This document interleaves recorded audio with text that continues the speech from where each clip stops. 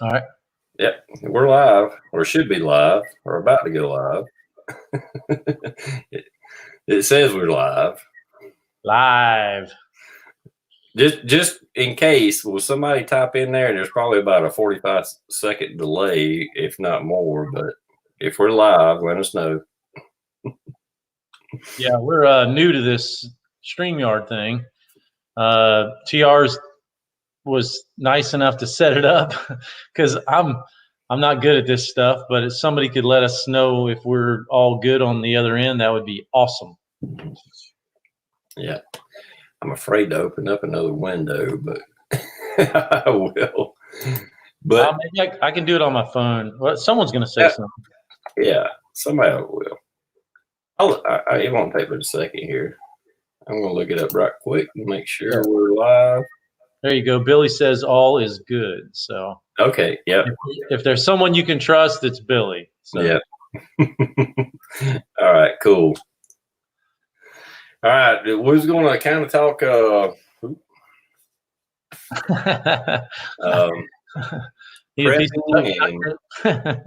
mean, not that they know, but just in case they find out, I got a YouTube channel.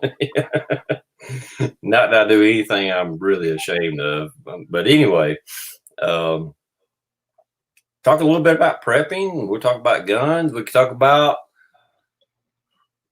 We're gonna run this about an hour.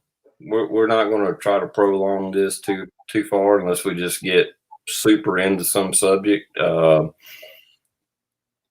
may touch on some of the laws and emergency actions going on right now that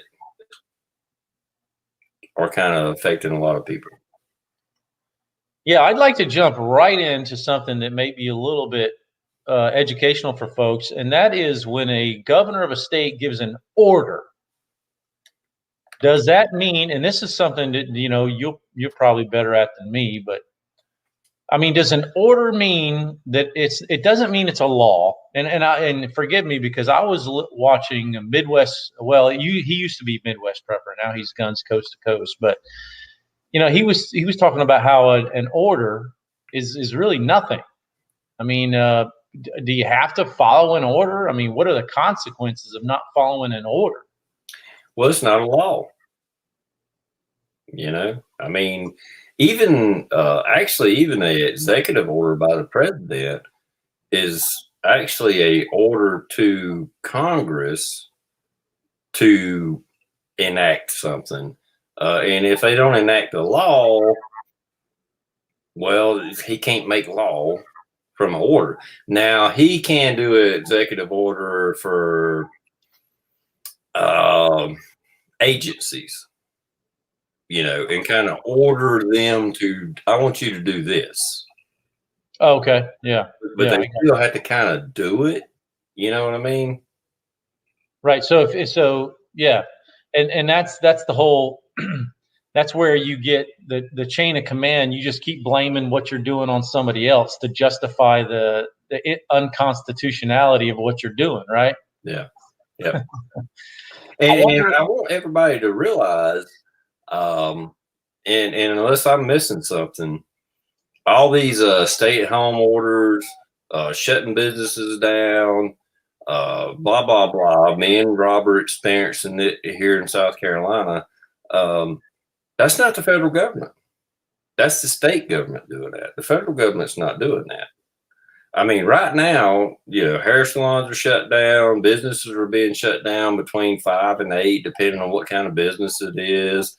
Some businesses, like hair salons, they're just shut down, period. That's not the federal government doing it. That's our state government doing that. Our state governor, McTaxter, he could say, "Fuck it, we're everything's open. Go live." He could, but he didn't. Well, there's still some holdout states, correct? There's about half a dozen, right? Mm-hmm. I think that, I think it's to some degree they play, and not to some degree. I mean, totally. they play on people's ignorance and stupidity to get them to do what they want to do. I mean, because if you just told people, okay, well, we know we can't really tell you what to do, but we'd like for you to all stay home and close your businesses. Do you really think anyone would do it? I mean, nobody would do it, right? No. So the unfortunate thing that I've said from day one about this is, let's just say for fucking shits and giggles, and by the way, this probably won't be a kid-friendly chat, but let's just say, hypothetically, we save 100,000 lives, right? Okay, if you save one life, they say certain things are worth it, blah, blah, blah, whatever, whatever you believe. But you'll never be able to go back and prove that. So is it justified fear and bullshit from the government to save lives? That's really the really tricky question, because the way that I look at it is, if the government is going to do something wrong and I'm going to go along with it, I at least I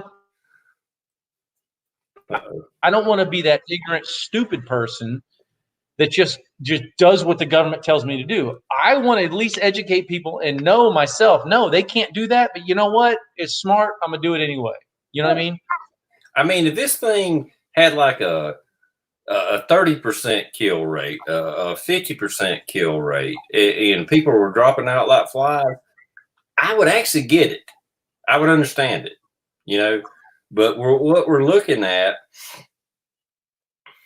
from everything I've looked at, I mean, I've seen a little bit higher numbers, but what I've seen for sure that seems to be the middle of the road is a 98% recovery rate.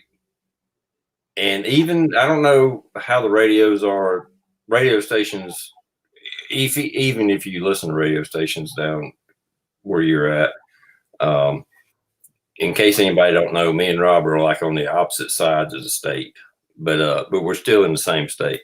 Anyway, the talk radio I listen to, the stats are given.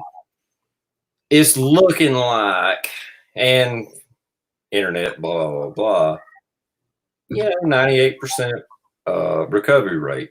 And they're also reporting, at least on the radio station I listen to, that almost every person that's died in South Carolina was elderly or had a pre-existing condition. And I just posted a story that has been on many different websites that the federal government has already admitted anybody that dies that they think had coronavirus, or they prove they had coronavirus, they are considered a death from coronavirus. It doesn't matter if they had a brain tumor, had a heart attack, got ate by a shark. It doesn't matter. Right. If you were in the same house of someone that has a confirmed case, then you could have been stabbed in the fucking heart, and they're going to put down that you died of coronavirus. I mean, it's just the way they skew the numbers. And that's actually one of those conspiracy theory things that I saw. And I don't know if you really call it a conspiracy theory, but it's a thing that I saw actually Coast to Coast, Guns Coast to Coast, put up that video of that doctor. And I think he was also a senator. I'm like, holy shit, this guy was saying that they were being told what to put on death certificates. And that's no good. Yeah, well, they put up these really high numbers and they're not hitting them. And it's like, we got to justify all this fear. And, we're going to may get into conspiracy a little bit. If the government promotes fear, they got to prove it. Right. And it's like, well, these numbers ain't working out. Okay, everybody that dies is coronavirus. You hadn't heard anything about how many people died from the flu. In the last, I think they do it in 6 month segments. I mean, when the coronavirus was really starting to hit the headlines, and it was like, as far as businesses shutting down and slowing down and all that, we had already lost like 22 or 24,000 people in the last 6 months from the flu. Like 50 people or 100 people die from coronavirus, and it's like we got to shut the country down. It's like, really? You know what I'm saying? I mean, the same people that's dying from coronavirus, for the most part, I'm sure there's exceptions, would have died from the flu. I call them death traps. Yeah. There are people that are walking death traps. I mean, they're because they're immune compromised, or they're just not, the way they live their life, they're not designed to live very long.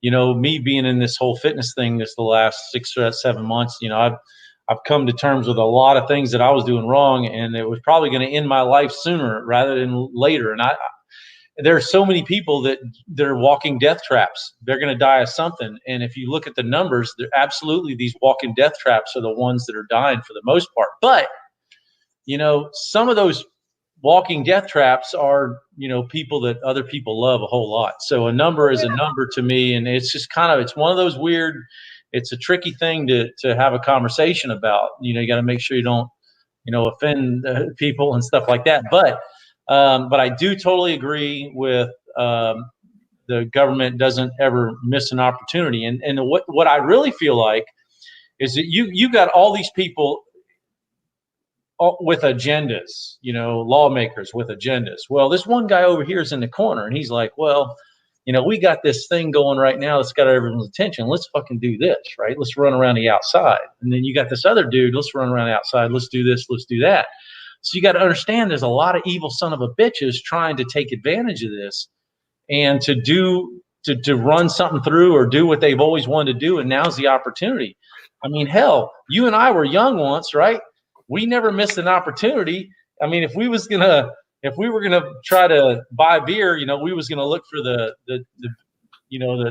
person that was paying attention the least, or if we were gonna, you know, do something kind of offhanded, you know, we were gonna wait for the right opportunity, and it just goes without saying. So we know that shit's going on. So you definitely have to look at the big picture of everything that's going on right now. Yeah, absolutely. Yeah, you know, I don't even think this is a conspiracy theory. What I'm about to say is just like, I've been telling a lot of people, I'm thinking the government, because I truly think they knew it was a nothing burger. I mean, I think they knew it was serious. It was going to cause some damage. It was going to kill some people, which is terrible, terrible, terrible. Don't get me wrong. But I think they knew it wasn't as serious as they were portraying it, and they were going to see what they could get away with. So the next time that they start crying wolf and shut the economy down again, we'll just get in line. Okay, yeah, you're right. We know how this works. Let's just do it all over again. And next time it's a little deeper and a little harder. And you know, once you get if you do get, and by the way, there's a ton of good comments here. One of us should probably take a minute to run through the room here. And but what you're saying is the truth. I mean, if you can get everybody used to this, when the economy finally does take a dive, I mean, look at what the stock market did. Not that I give a shit. I'm not in the stock market, but I mean, man, if you can control that kind of money, holy shit. A lot of people are going to get rich off this, you know? Yeah. Yeah, shooting with Uncle Dan. I want to just say that my view has never really changed. I've always been open-minded. I've always, and if you knew what I was going through in my life, you would just say that I haven't really changed my position. I'm doing everything in my power. I'm not going out. I'm not going nowhere. I'm considering myself locked down. I go to work. I clean everything. I strategically shop. When I have a list, I make the list in the order of the store. I fucking go there like a NASCAR race. I get the hell out. My tune hasn't really changed, but I have an open mind to what's going on. And every day you get new information. And a lot of people say that about Trump. Oh, look at him now, what he's saying now, blah, blah, blah.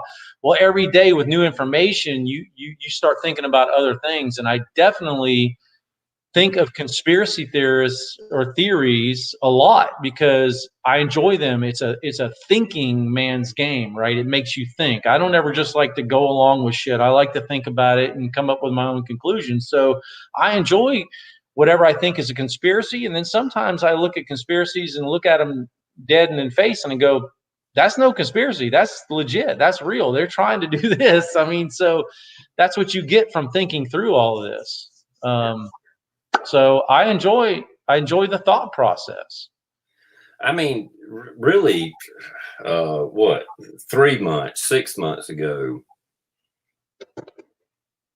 as much as I'm a conspiracy theorist, I never thought our government would be able to shut down our economy, scare the shit out of everybody to this point. If you'd have told me that, I would laugh you off. As much as I'm a conspiracy theorist, I was like, they couldn't do that. The people are smarter than that. And now, 3 months later, 6 months later, I'm like, wow. Because I mean, and I don't mean that about everybody. Don't get me wrong. But I mean, like I said, I'm still working. Our plant shut down where I'm at. I'm in maintenance, so we're still in there, working on machinery, doing stuff that we can't do when they're running. And there's like a couple of people here and there, a couple of guys, and they're like, yeah, you can, it'll do this and it'll do this. And it's like, they're even beyond what the government claimed it would do.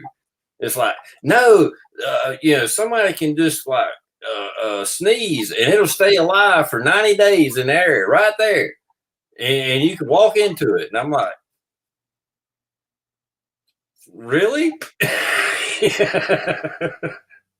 I mean, they're terrified, so I try not to, I don't really say that much to them because I'm like, this is going to be like talking to a wall here. And, they're in their own little world and they're terrified, Yeah. And I'm like, I want to go to a restaurant and eat a steak dinner. I'll take my chances.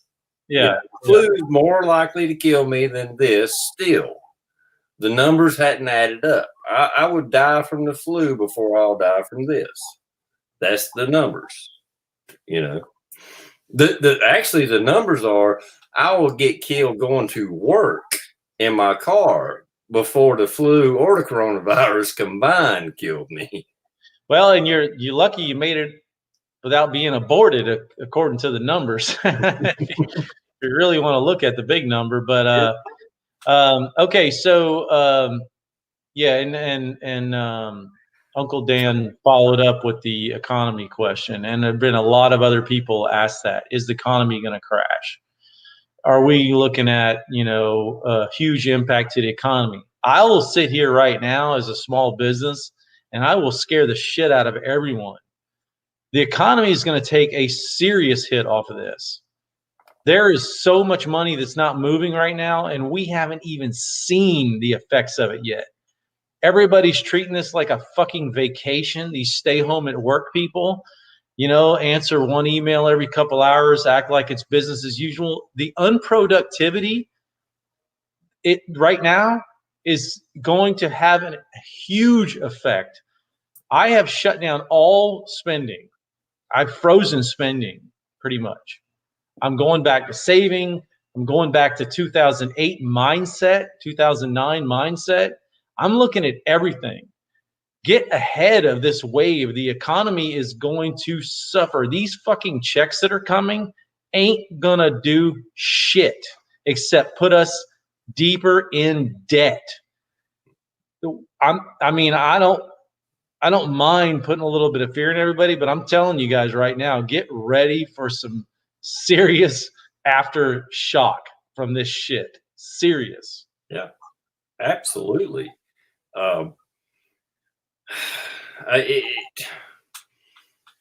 You got to think about the businesses that support other businesses.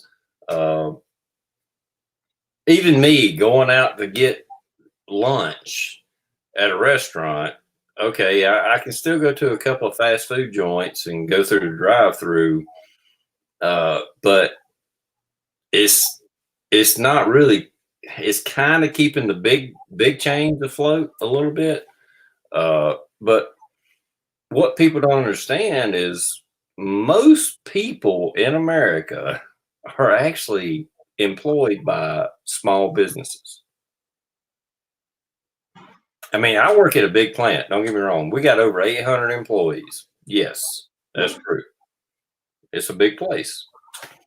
But most of the people that's employed around that plant, it's a little restaurant. It's a tire shop. It's a whatever, you know, it's a Rob. Think of all the things that aren't wearing out right now. Think of all the maintenance being put off. Just think of everything that's just not happening. That's so much money not flowing. And when that money doesn't flow, there are huge after effects. I mean, I'm definitely preparing myself for years of getting this shit back straight. I mean, how long did it? And this to me is like a hurricane. Preparing for a hurricane, you see it coming. You don't know exactly where it's going to hit or when it's going to hit or how strong it's going to be, but you see it. It's out in the ocean, and they got these projections, and they're like, well, it could hit here, it could hit here, blah blah blah. You don't know, but you know you're going to be affected somehow. So what do? You start preparing for that, right? I started going through all the shit back in 2008. I forget exactly when the Great Recession happened, but my reaction to that was becoming I'd say a pretty hardcore prepper for at least a year or two, and then kind of getting into more of the sustainable things, and then, getting on with life after all that was kind of set up. That's why I don't really do much stuff in that area anymore on YouTube. But I'm very, very happy that I went through that, because right now I start looking at some of the shit I got laying around. I'm like, I'm kind of glad I did that, Yeah. Absolutely. There may be a few things that I laxed off on that it was like, hey, I should have kept, building that up, or I shouldn't have kept using it up. Because after a while, you kind of got, I won't say bored of it, but it was kind of like, well, maybe I went overboard. Let me go ahead and use these supplies up because I got whatever it is, Toilet paper is one. I had a bunch of damn toilet paper, and I started using it up, and I was like, well, I don't feel like going to the store. I don't need anything but toilet paper. I got this 8-pack. Let me grab that. And I actually depleted my toilet paper. And now I'm like, son of a bitch. I mean, I'm good. Don't get me wrong. But here's a funny prepping story that's similar to that. So I had, I used to buy this Spam in these big flats, so whatever a case of Spam is, and I got in the habit of eating it, and I felt like I got enough put back. You always think you're going to rotate through it, and I pretty much went through all of it, and I'm like, I don't want to go to the grocery store now. I kind of wish I had all that Spam. But here's the funny thing. So I way back in the day, I got into making these little alcohol stoves. So I bought up a bunch of alcohol when it was $1 a quart, and I'd put it in buckets, and I'd put it places where it wasn't going to blow up and stuff like that. And now all of a sudden, lo and behold, I got a shit ton of alcohol laying around. And guess what? That shit is pretty valuable. Yeah, very true. Very true. So that's kind of like that, both sides of the equation there, but you learn from one and you're happy about the other, And I admit I probably didn't say it in many of the videos, but I know I said it in a few, especially early on. It's like, you never know what's going to happen. Economic slowdown, a weather event, and just knowing you don't have to go to the grocery store to survive for the next few weeks or few months or whatever it is. As far as food, I can guarantee you right now, the sun could go out and I will live as long as this earth will provide life.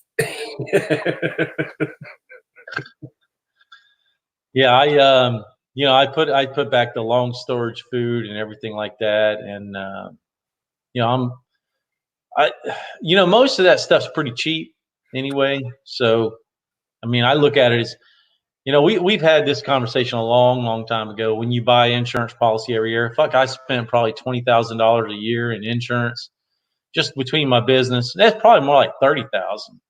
Cars, house, business, all kinds of insurance that I have to buy that the government tells me I have to have. I mean, 30 grand a year as a business owner, you just to piss away, to never need.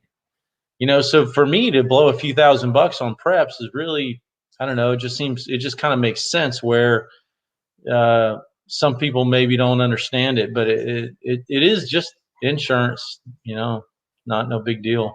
Yeah. I hate to repeat myself, but I'm going to tell a little story of myself. When I got serious about prepping or food, I had been buying extra canned goods, already been doing that, already been, this is when I first started, already buying extra little packs of rice and beans and all that. And I decided, okay, today I ordered some Mylar bags from Amazon. I was like, I'm going to do some mass storage of food. The prices may have gone up, so it could be a little bit off. But when I done it, I went to Sam's Club, bought a membership because I didn't have a membership, bought 200 pounds of dried goods, beans and rice. Went to Home Depot, bought 6 5-gallon buckets. They sell the little buckets. Anyway, at the end of the day, I had $200 in it. And that's 200 pounds of dried goods. I actually bought more since then. But anyway, the first big, I got 200 pounds of dried rice and beans. You know how long that will feed you? Yeah. No, it's dried stuff for sure. And then you start thinking about all the other little stuff. But I think you and I, when it comes to, that kind of thing, we're definitely on the same, definitely same mindset. I've got a family of 5, so I have to step it up just a little more. Plus I have a lot of, family members that maybe don't do anything. And so I got to step it up a little more for that. So, to me, some people might look at me as crazy. I just don't care. But I want to talk, not to change the subject, but I think we need to get on to talking about this ammo deal that's going on. It's really funny how, and I know this has been beat to death, and it's so funny how people all of a sudden realize that they need to take responsibility for their own security. And ammo's hard to come by at a good price. I don't want to be Frank said I was all doom and gloom. I'm not all doom and gloom. You can still go get ammo, but 25 cents a round for mediocre 9mm is that's nothing to really want to run and buy, No, you shouldn't be bulk buying at that price. No. Yeah, and I know one of the videos, and I'm probably not as prepared as I wish I was, and only because the more I have, I can see where I should have more, But anyway, it depends on where your baseline is. Let me get I'm feeling backwards here. Your baseline is, I remember one of the intro videos that I used to put up. I got a different one now. And I had like 10,000 primers laying on the table. And it was like, look, and think about it now. It's like, yeah, that's still not enough, But at the time, you couldn't buy primers. I think it was around 2000. 2012, maybe. Thinking about how long I've been on YouTube. And there was the primer. I've seen primers dry up in like 96, 7, Brady Bill, 2008, 2012. And here we are in 2020.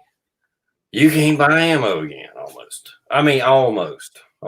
But and you can't buy primers. You know, powder's hard to find. I mean, and I don't.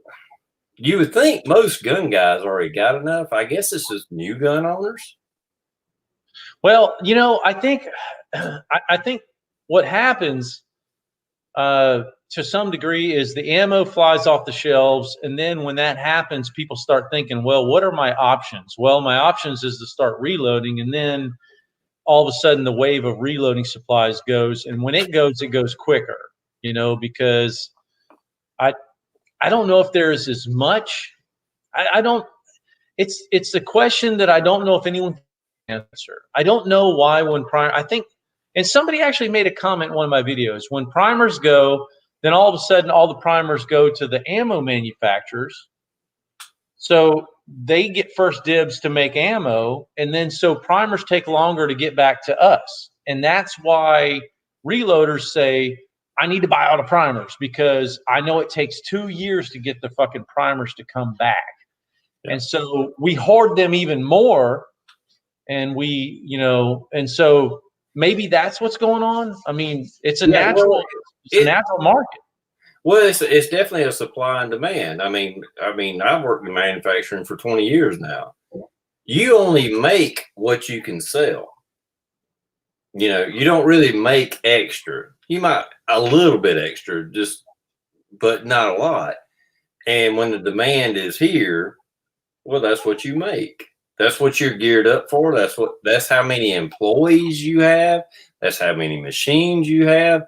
And then when the demand goes up here, well, you can't keep up with it. You know, that's just like toilet paper right now. This is how many people wipe their ass every day. For some reason, it went up to here. And guess what? We're not geared up to supply you with that much toilet paper. You know, we can do it, but it's going to take a while. Yeah, I heard that the toilet paper manufacturers make the same amount of toilet paper every day, no matter what happens to demand, no matter what, because they know what it takes to wipe your ass versus how many people's on the planet. This is how much toilet paper you need. If y'all buy it up, that's your own problem. There's enough hidden around out there. You figure it out, and then all of a sudden it comes back.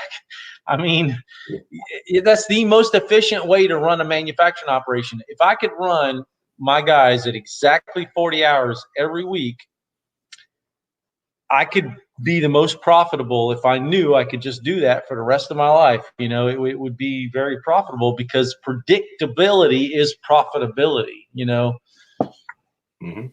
Yeah, you would know, okay, to make what I need to make, this is what I got to charge for this cabinet. Yeah. But since it fluctuates, it's like, oh, now this other guy wants a cabinet. Well, I wasn't prepared to make that other cabinet, you know? So now I got to pay my guys overtime. That's right. Yeah.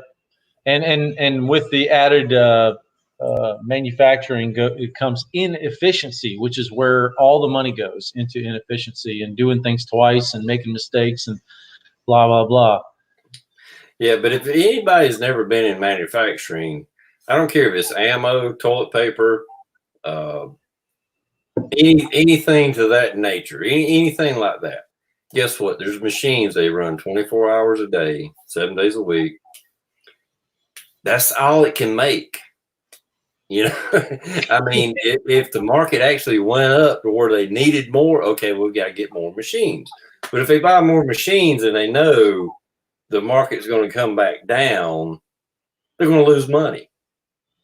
Yeah, I mean, let's face it. They got plenty of toilet paper in their bathrooms. What the fuck are they worried about, right? Yeah. Like ammo manufacturers, those, I guarantee you, every machine they got is making every bullet, every cartridge they can, every hour of every day. And if we go out there and buy it all up, it's going to take a while. We have already seen this many times. for the market to replenish when people stop buying every damn box of ammo they see. Yeah, no, there's still there. This is a weird run on ammo. I'm going to tell you right now, because I watch every morning. I get up and I'm a nerd about this. I look at these different websites. I look at the certain ammo they have, the certain types of ammo that are in stock, out of stock, the certain prices. I nerd out on it. I don't know why. I even nerd out on all the reloading components, the powder, the primers. I put notifications on certain powder just so I can see what's going on. And the ammo's still out there. The prices are somewhat elevated, but I mean, like, for example, you got companies like, well, I don't even want to say their name, but you know, the cheap folks that everyone hates. They're certain inventory levels of certain things are still good. They're just high priced. Now you go to a website, like one of my favorite websites, like SG Ammo. Sam Gambert, I think, is the guy's name that runs it, and he's still got ammo. He's got 1,000-round cases of stuff at 25-cent kind of prices, kind of thing. Again, a little bit more, but still tons of ammo. Now you go start looking at your reloaders. Everybody that sells primers, they're gone. Everybody that sells powder, all of the Gucci powders, like if you want to reload 9mm with Vithivori powder, which I highly recommend, N320 or N340 is very good for pistol powder, you're going to spend $35 for a fucking pound of powder, but it's still there, right? So we're looking at paying higher prices for those items. We're not necessarily seeing them gone. Like we saw after Sandy Hook, we saw 22 ammo gone for years. It was gone. 22 ammo right now is still seriously plentiful. There are 5,000 round bricks laying around for 5 cents a round right now on several websites. 22, get all you want. So it's a different kind of shortage, and I don't know. Is it because I'm just spitballing here? Do you think it's because of just new gun owners? Because they're I thought about that. I'm thinking, okay, there's still tons of 22 on the market, but people hoard 22. I hoard 22. I mean, I know a lot of people that put back 22 because you can't load it. You can't make it. It's the one thing you can't do nothing about. So did the last hoard, people that hoarded 22, do they have enough where this time they're like, I ain't buying it. I mean, I haven't bought 22 ammo in freaking years, you know? I mean, but yeah, I don't know if there was just, and new gun owners, let's face it, new gun owners go out and they buy an AR-15 and a 9mm pistol. That's it. And maybe a 12-gauge shotgun. That's it. So there's still tons of 12-gauge buckshot out there. You know, that's a very favorite thing for home defense. There's tons of that out there. AR-15 ammo, there's plenty of that. It's just higher priced. 9mm is kind of the one little kind of sketchy thing. I think it's probably the most popular round on the planet, maybe. I don't know, but besides maybe 22, I don't know. Yeah.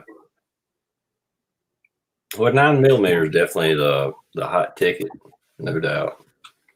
I'm trying to watch these comments and see if there's any questions to answer.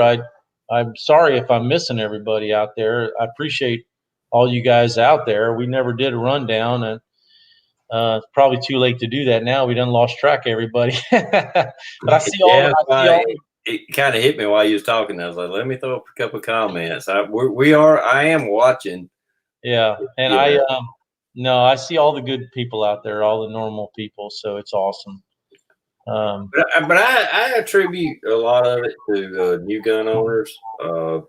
And I'm not saying anything bad about new gun owners. I mean, you got young people getting into adulthood and they're getting into shooting sports, and you know, so they're new at this. I mean, me and you are veterans that, hey, sometimes this ammo runs out. You gotta be able to reload. You gotta be able to, you know, stock up or whatever you do.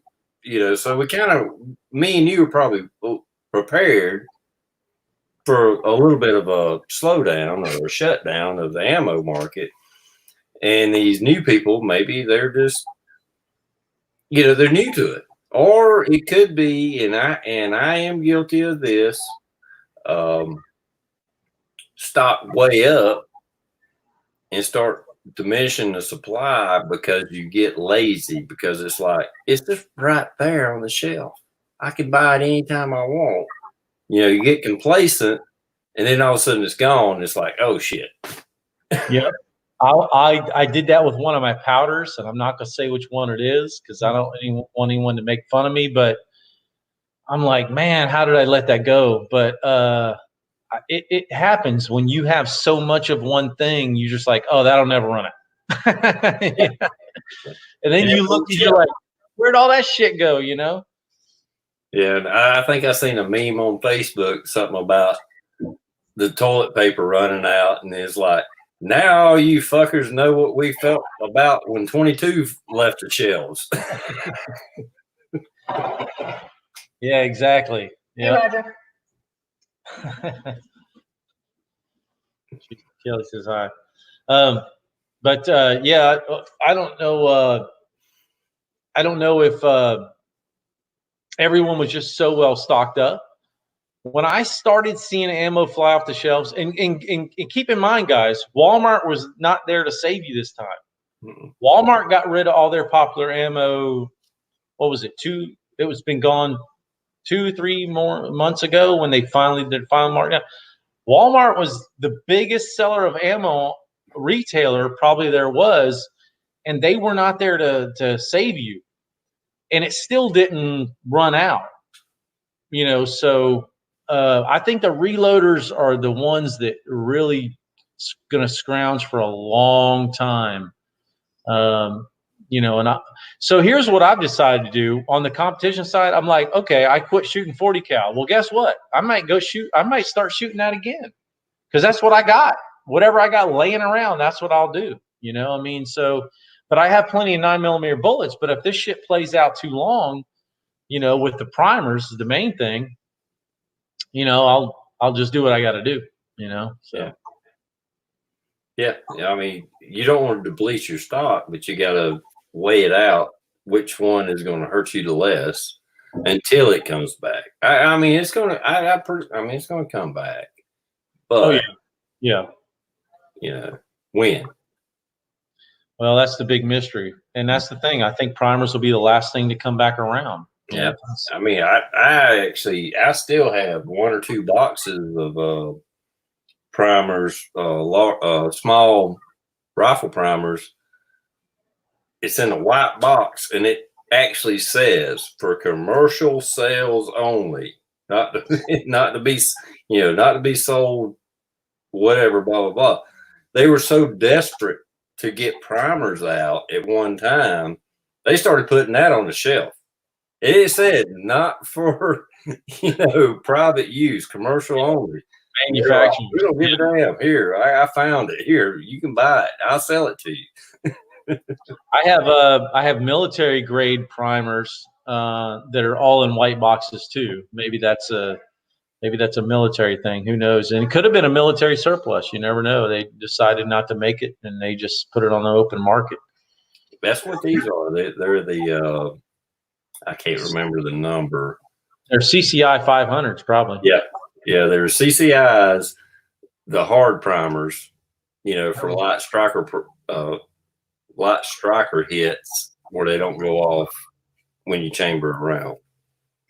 Yeah.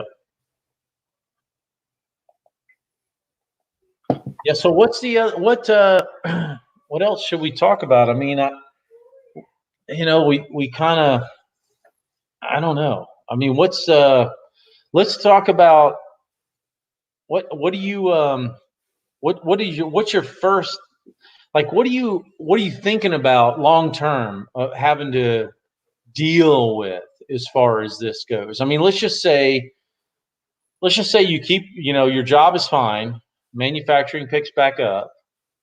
I mean, all those small, none of those small businesses are going to open back up probably. I think a lot of small businesses are done. I could be wrong. I hope I am. But I think manufacturing and big chain places will slowly recover. But at the same time, you got to think about how many people have been living on unemployment, which for the most part isn't what they were making when they were working. So now everybody is behind. Everybody is behind for the most part. We'll say the majority of the people are behind on what they were making before. So it could take months, no matter how hard we try to get back to where we were, which was at like the best economic times in America. And now we're I won't say one of the worst, but we're really, really, really bad. I mean, like I said, I work at a plant. We make parts for BMW and Volvo. Well, people have been out of work, been on furlough. Yeah, they might have been able to draw unemployment. And even with the stimulus plan, I'm sure a lot of people that buy BMWs and Volvos aren't making the same per week that they were working, that would go out and buy a Volvo or $100,000 damn BMW. So sales are going to be down. They've already warned us where I'm at. It's like, look, okay, BMW is supposed to start up April 30th, limited. They only going to run first shift. So even when they start back up, they're not running 24/7 like they were before. So even my business is going to be slowed down. Thankfully, still got a job, still drawing a paycheck. But they cut my pay by like 50% this month. Hopefully, it won't be next month. I mean, I can handle it this month. It's no problem. I can handle it next month. Don't get me wrong, but how long is that going to transfer? It's like, okay, we supply BMW with this many parts this month, but now they only need half that many. Right. I mean, I did. And Guinevere said everybody should have a garden. What's funny is, we just moved back into this house where I used to have that epic tomato garden out back. I just ran the tiller out there. I'm looking forward to getting my garden back, so it's going to be fun. But yeah, I agree. Start thinking like that. You may not need to, because I mean, what if gas was $5 a gallon right now, and food prices were up and high inflation and stuff like that? I mean, prices are still low, to some degree. I mean, hell, precious metals are real low still. I haven't looked at them lately, but they took a hell of a hit. Now would be the time to get in on that. But I don't think, right now trying to justify putting money in metals is kind of weird, because you can buy stuff that you might need down the road and be way smarter about it. But yeah, my mindset is going back to just the kind of the prepper mindset from between 8 and 10 and 12 or whatever years it was that, and you know what, I'll just let it play out. We'll just see what happens. There's no harm in that. There's no harm in being prepared, get ahead of the fucking tidal wave, because I think the real, I don't think people understand the effects that it's going to have on the economy. I mean, we've hit the brakes. We've fucking hit the brakes, man. And it's, for a whole month, you can't just take a 1/12 out of an annual economy and just shut it down. I mean, and it's not even United States. This is a global thing.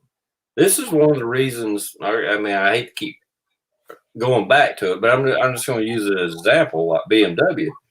It's not that. I'm sure the car sales have slowed down. Don't get me wrong, and I understand that. Blah blah blah. If America is kind of shut down, but it's more globally. One of the reasons they shut down is they can't get parts that they have been making in, wherever it is, Mexico, South Africa. What, you'd be surprised how many places make parts for a car that's made in America. Yeah, no, I wouldn't be surprised. Hey, we can supply you. We make the place I work at. I'm not going to name it or anything. The place I work at, we make the dashes, the entire dashboard, and the door panels for BMW in South Carolina. We could still be making them, but they can't get windshields. Well, if they can't get windshields, they can't make a damn car. Yeah, or all the tires now come from China, pretty much, right? I mean, just all kind of places, and it's like, well, if we can't get this one part, there's no reason to make an entire car missing this part. Then we've got to take the whole damn car apart and put it back in there, Dude, and that's true with a lot of things, as far as manufacturing, as far as manufacturing. But the thing that I see the biggest impact is, like I said, it's small businesses. Even the restaurant chains. I mean, I hate to keep harping on the restaurants, but think about it. I mean, yeah, Hardee's is open, McDonald's is open, the drive-thru's open. Their business is still down. But what about the local steakhouse that, has 15 waiters or waitresses, 3 or 4 cooks or whatever, and they had a booming business. They could sell, to-go orders, and they may still, some of them, but their business is so down, there's no way they can justify paying all those employees. No. I mean, it's just like I said, I don't know. I hate to harp on the restaurants, but okay. But so the little businesses, we hit on every damn barbershop in the country is closed. Mm-hmm. Every salon is closed. We know little businesses, all the little restaurants, even the big restaurants, they're all closed. They're all shut down. And this is going to be a month. Now, look at every monster hotel chain. Airlines. Done, right? Cruise industry, done. Tourism, done. These are major sectors, done. I mean, you live very close to the coast. Yeah. And the entire coastline of South Carolina is tourism. Yep. Trust me. I know. That's why my mind is changing to getting right back on the preparedness horse, because these are some big players that they're I'm not going to say they're going to be out of business, but without help, there's no way they can survive. Well, and also think about, okay, let's just say, boom, tomorrow, South Carolina says, frick, we're done. We're opening everything up. You can go to the hairstylist, you can go to the steakhouse, you can do whatever you want. Let's just pretend. We'll just say the whole damn nation did that. Well, the people that was going to go on vacation in April or June, well, their income just got cut to damn near nothing for the last month or so. Depending on what their job is, for the next 3 or 4 months, their income may be lower because there's no people are recovering. Right. Well, they ain't got money to go to Myrtle Beach. They ain't got money to go to Beaufort. They ain't got $1,000 for a hotel bill, plus all what it would cost over that. So come this summer, if we open it up today, this year's done. For a lot. Yeah, exactly. That's what I'm talking about, the ripple effect. The things that people aren't going to do because they're just going to be overly cautious. There's this theory about this. I think it was even Trump, and I'm a Trump voter. So, but I think it was even him that said this pent up uh, energy to go shop, to go spend money, to go do that. I don't know. I don't know if that's true. I don't know if people are just going to be like, oh, they open the stores, let's go blow some money. I don't know about that, man. I don't know. Well, I think the desire may be there. My point is, I don't think the funds are going to be there. Right. Like I said, I mean, even in my profession, what I do, okay, let's say BMW opens up, boom, we go back to production, but we're at limited production. And like the guys that work under me, some of those guys work 6-7 days a week, and we pay them overtime. Anything over 40, we pay them double time on the 7th day. And some of those guys love that overtime. I mean, they work 7 days a week every freaking week. The only time they don't work 7 days a week is when they take vacation. And they got used to that. And they got used to that. I mean, hell, they make more money than me, and I'm their damn supervisor. You know. But it's fine. It's like, no, I'll take the weekend off. Go ahead. You make that money.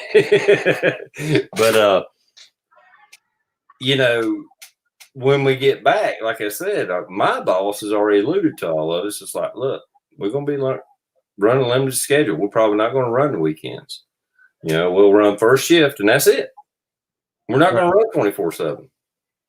You know, I don't know how long it's going to last, but like it's the ripple effect, like you said. How many people are buying BMWs right now?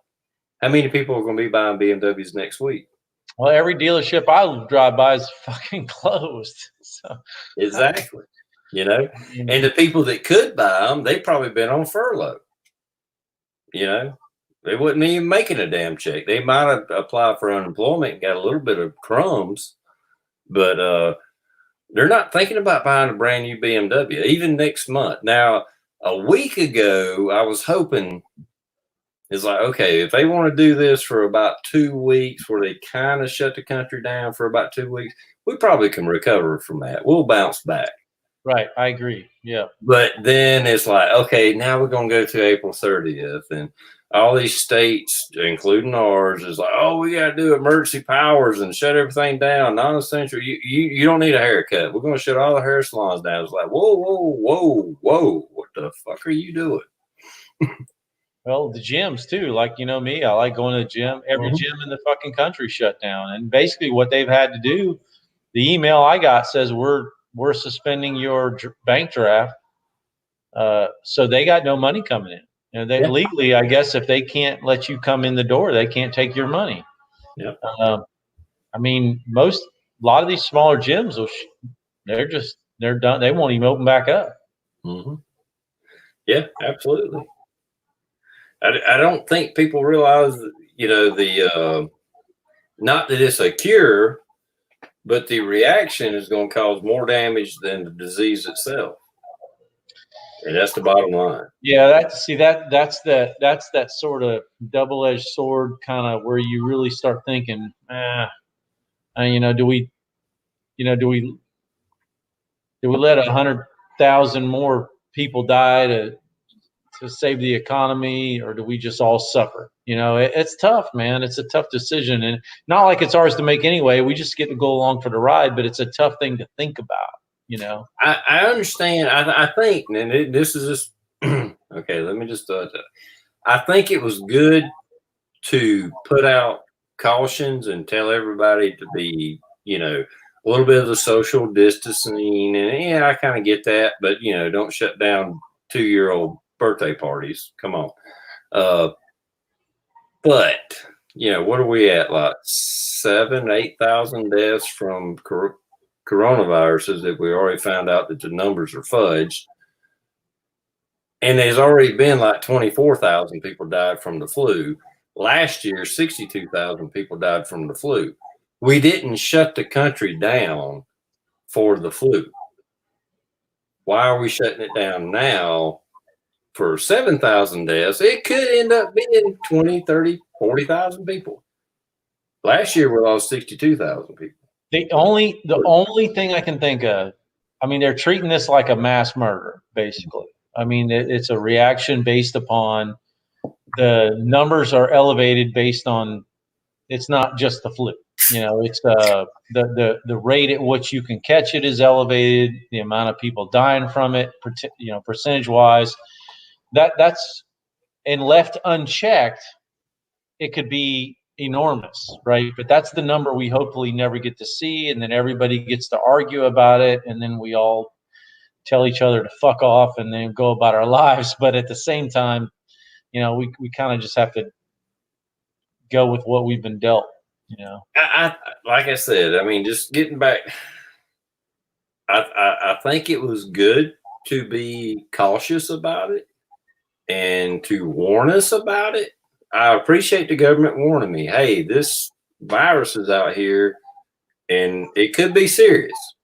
I would rather have been honest and like, it could be serious. We're not sure, but we want you to take these precautions, you know, instead of causing a panic, the country's shutting down, manufacturing shutting down, businesses being shut down, and we still haven't put a dent in how many flu deaths happened in the last 6 months. I mean, they're already predicting that we're going to lose, you know, over 50,000 people from the flu this year, this flu season, where, like I said, 7,000 or 8,000 with coronavirus. It could have been more. I understand that. I get that they thought it was going to be 150,000 or 200,000.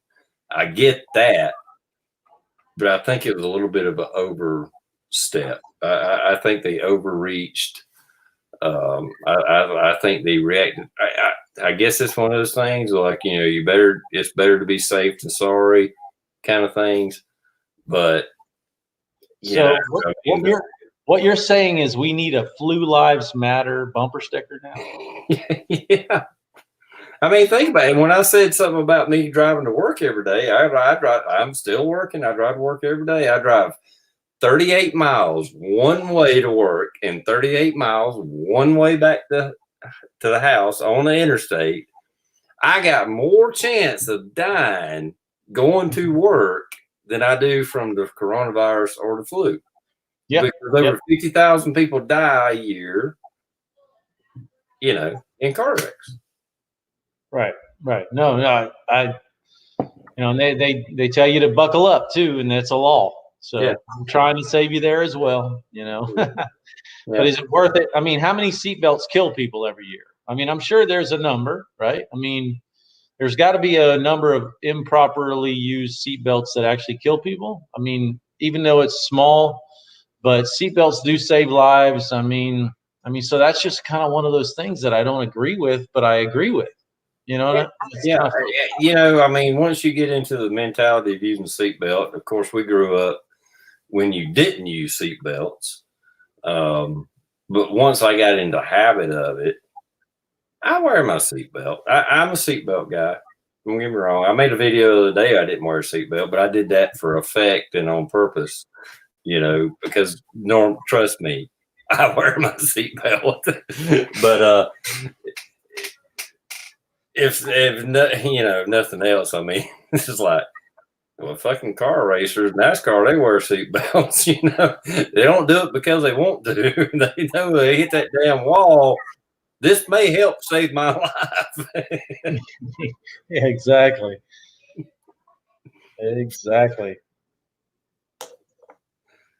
But I mean, you know, I mean, there's a lot of conspiracies going out there about this virus and stuff, but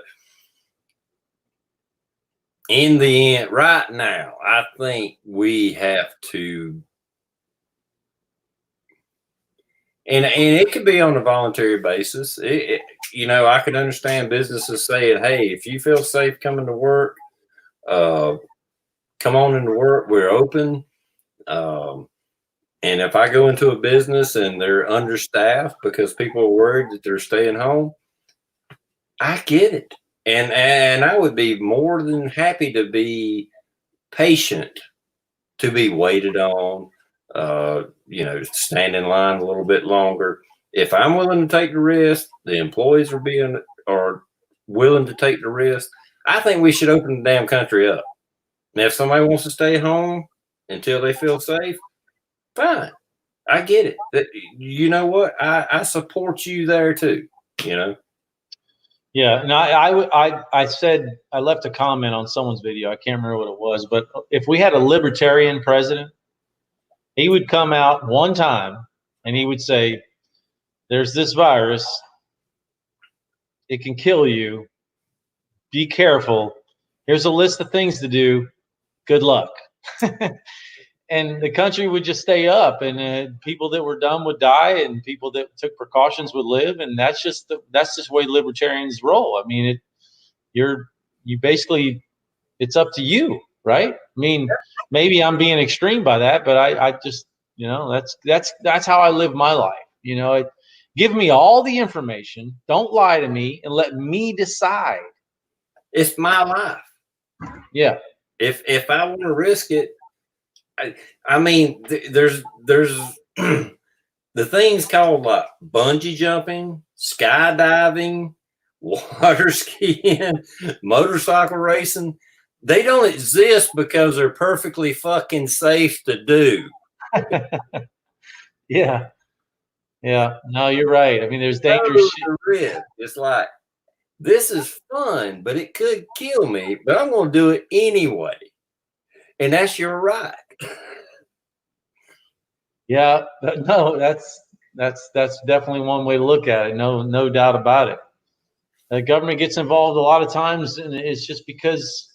And the dumber the people get, and there's no one in this chat like that, and the people that more rely on the government, the more the government feels like they have to control their lives because the stupid people in the world need that to fucking not end up dead on the side of the road from something obvious. I mean, it's going to be against the law to look down at your cell phone at a traffic light pretty soon because you might run over little Johnny that that was on his Nintendo Switch walking out in fucking traffic. I mean, it's where do you draw the line? I guess is the bottom.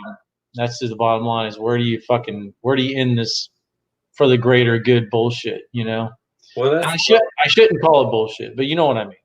Yeah, that's the problem with progressive, what they call themselves, progressive.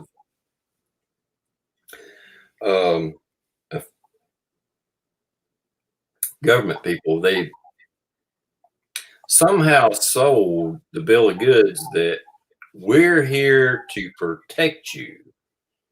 And whereas the more libertarian, the more conservative, whatever you want to say, is like, no, it's my choice. I choose to make a risk. I don't need you to tell me what I can and can't do. I mean, in South Carolina, like I said, that's where I'm at. The Cherokee County sheriff that did a video saying that I'm going to send out my men and we're going to enforce this stay-at-home rule. If you're out after 5 o'clock, we're going to start pulling people over and arresting people. It's like,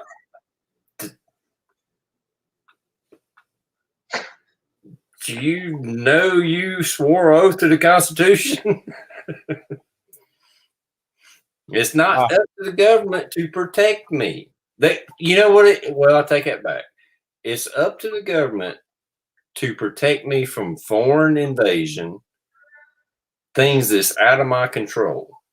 It's not up to the government to protect me to drive to the McDonald's and back.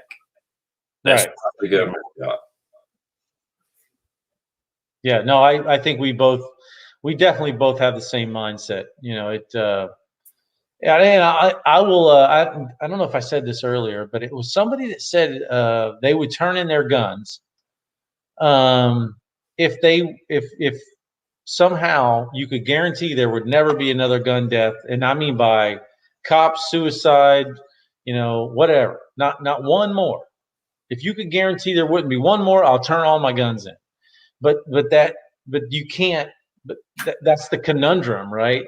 That's not something that can even be remotely considered. And I didn't say that. Don't get me wrong. I remember somebody saying that. I'm thinking, wow, that's an interesting thought.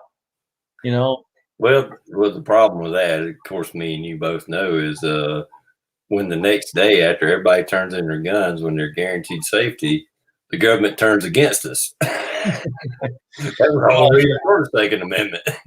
Yeah. Well, that's the obvious thing, but anyway, it makes you think. It got you to thinking, like, would I really? If I could guarantee there were no, because I enjoy them for other things. So yeah, that's true. I have never pulled a trigger in self-defense. Never. But that being said, no matter how much security you can supply me, I'm not going to give them to you, because tomorrow I may need to pull the trigger in self-defense. Right. No matter who it's against. Yeah, that's an insurance policy I don't carry a gun so I can shoot people. I carry a gun hoping I never have to shoot a person. I've been in a freaking war and never pulled a trigger against another person. And I hope I go to my grave the same way. It was you carry a gun to keep from getting shot, not to shoot people. Yeah. And if you have to shoot someone to keep from getting shot, well, so be it. Yeah. I have actually pulled a gun on a person, but I didn't pull the trigger. Right. Yeah, I remember that story you told. That was that seemed like the right call at the right time. Yeah. It's like, I didn't want to kill it. I didn't want to shoot him, but anyway, that's a whole nother story. Not even saying I did the right thing, but that's what happened at the time, but I get, I could go on forever about the theory of people that carry guns, that they want to shoot people and blah, blah, blah. That's total BS. And everybody in the chat here, they know that. Yeah, no, there are certain people that carry just for the fantasy. Oh, I'm gonna get to pull my gun on somebody one day. So it's terrible mindset. Oh yeah, absolutely. But the reason for the Second Amendment. Thank you, First Fire. You didn't have to do that. I don't really want y'all to do that, but I appreciate it. Yeah, the issue, the leftists think that we're all like some kind of gun-toting people just fantasizing about shooting somebody. That is the last thing I ever want to do. The last thing I ever want to do. I never want to take another person's life, ever. Yeah, hell, I don't even want to watch somebody get shot, much less do the shooting. I mean, shit. No. But don't get me wrong, I will shoot your ass in a heartbeat and not blink an eye. If need be. I think about it all the time, man. When you carry, you do think about it all the time. You're like, well, what if I had to shoot that sumbitch right now? Well, fuck, if I have to, I have to. I mean, it's not something you like, but it's something you kind of think about every now and then. Yeah, but you and me, it's going to be you. Anytime I can make that happen, because I don't want to die either. Trust me. Yeah, like I said, you carry so you don't get shot, not to shoot somebody. But yeah, and I was talking to a guy at work. He's one of the guys that works on my shift. One of the guys he's a big gun guy. I mean, when I say big gun guy, I'm not going to say you, because even though I know you personally, I don't know what you have. But this guy, he's like an X-ring. He has suppressors, full auto. He's legal. he's got I don't know how much thousands, hundreds of thousands of dollars worth of guns. Of course, he works 7 days a week. He loves that overtime. But anyway, One of them guys. yeah, one of them guys. And we were talking, because he got, of course, got a concealed weapon permit, and me and him were talking with some other guys, and it's like, look, when you got a concealed weapon permit and you're actually packing a gun, I think now that I have a concealed weapon permit, for some reason, I go even more out of my way to put myself not in a situation where I would have to pull my gun. I mean, I would probably been, before I had my concealed weapon permit, I might have walked down an alley that now I won't. Absolutely. Yep. You avoid every chance because, the thought of having to shoot somebody is not really something you want to wrap your head around. So I'm the same way. I just want to avoid that whole situation. It's not worth it. Yeah.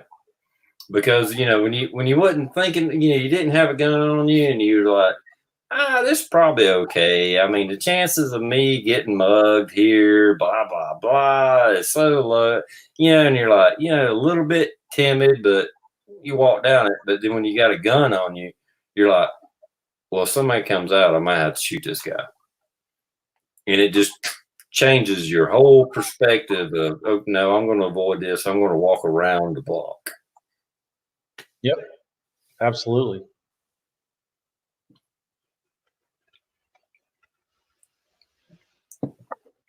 Because you're not going to get mugged and not pull your gun. Yeah, theoretically. Yeah, depending on the situation.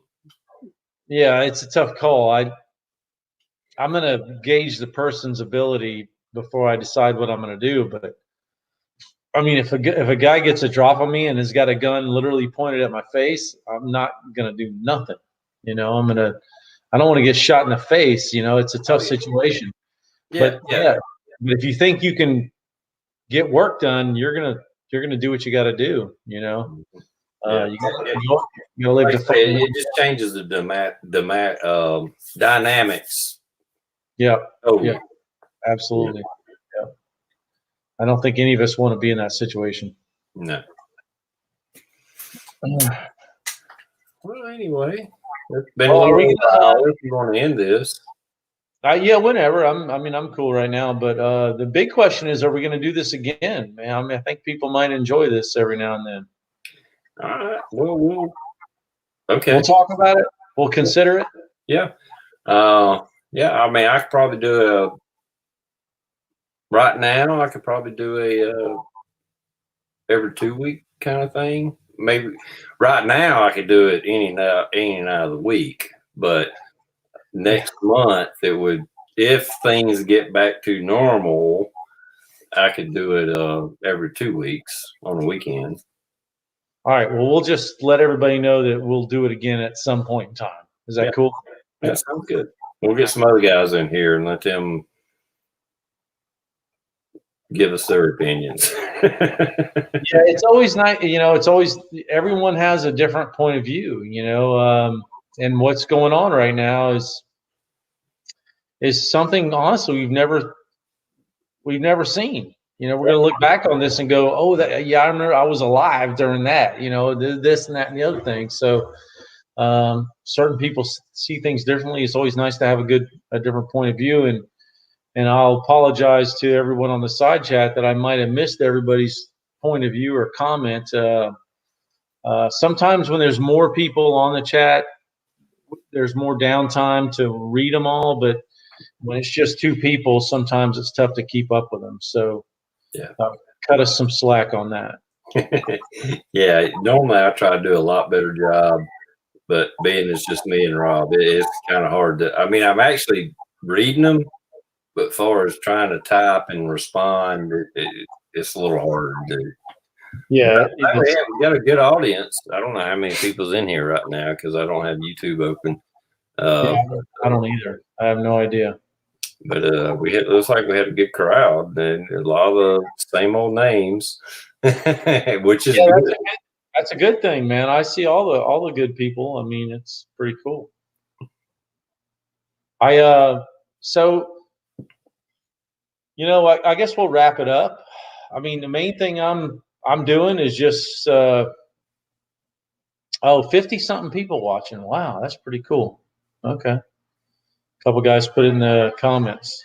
That's awesome. Well, I appreciate everybody out there that's listening or watching or doing whatever. But so I'm going to proceed with caution. I'm taking every job I can get, but I do realize there's going to be a ripple effect, and there's maybe going to be a lull, and I'm just preparing for that. I'm going into conservation mode, which I believe a lot of people are going to do, and that's going to have a huge effect to the economy. The only message I want to send out right now is, if you're of the preparedness mindset, is get into that get into the mindset of leniency and efficiency. Try to do everything in your life with the least amount of resources. Try to accumulate those resources and do everything in the most efficient way possible, so you don't use up those resources. So that's my message. Wrapping this up. So. Yeah, absolutely. Sorry. Yeah. The only little bit of, well, I shouldn't say the little bit of silver lining about becoming kind of a prepper is now I don't look so stupid. Yeah, I mean, I never, me personally for years and years and years. I don't care what people think of me. I do what I do, and it's times like this where there's some validation. There's some validation going on about the preparedness mindset and being a quote unquote prepper or what have you. Nothing wrong with it at all. Yeah, it's a good time to be prepared. You brought up a point, and I know we're going to wrap this up. You brought up a point about like how much you paid in insurance, and okay, well, if I put this was tens of thousands of dollars for this that I didn't even need, or it didn't come to fruition that it was needed. If I put back a few $1,000s on this, just in case, and whether it ever comes in case or not, I mean, still right now, I mean, we're not at the point where I can't go to the grocery store and get groceries, but I think it raised a lot of eyebrows. It's like, it's not a bad idea to have some extra food stuck back, cans of ravioli or green beans, whatever, I don't care if it's just canned goods.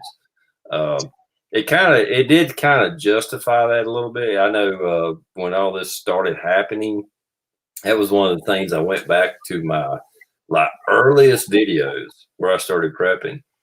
And I posted a few of them on Facebook, and I was like, who's the fool now?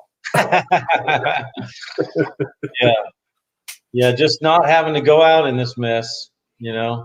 I mean, because it's not like I'm really relying on my preps now. It hadn't got to that point, but I think it probably did raise a lot of eyebrows. It's like, you know what? It's not a bad idea to have some extra stuff in the house, No, absolutely. I've preached it for years to anyone that'll listen, and especially people that I love and care for and stuff.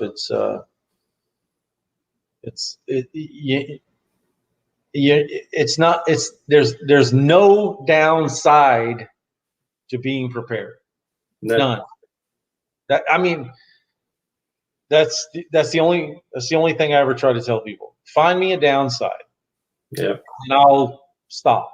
There's no downside. So I've never stopped. So. Yeah. All right. With that, we'll go ahead and wrap this up. We said about an hour, spent a little over that. It's okay. And we'll try to start doing these again. To be honest, I did get burnt out on doing chats. I did so many of them for so long. But I enjoy being on them. I mean, I still do, and I'm kind of looking forward to being on more. So maybe we can do some more of them, and kind of get back to it. Yeah, sounds good. I'll try to remind you and get on here, and maybe we'll find a guest whenever we get together and make it kind of fun too. So absolutely. All right, YouTube, we're going to shut this down, and we'll see you next time. Maybe next week, and we're just going to play it up by ear right now. Yep. All right, later, guys. Good night. Bye, y'all.